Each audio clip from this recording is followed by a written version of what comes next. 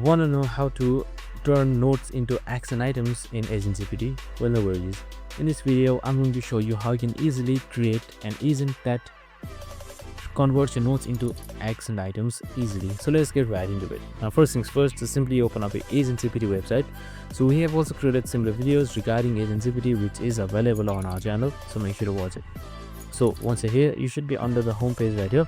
So as you can see, now you can simply name your AgentGPT anything. Now once you have named anything, here you should be under the goal tab. Now once you are under the goal tab, here you can just simply type in this.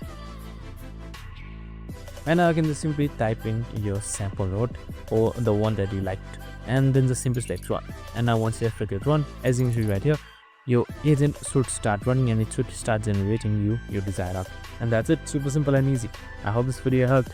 If it did, make sure to like, subscribe and tune in with us for more of these videos. See you in the next one.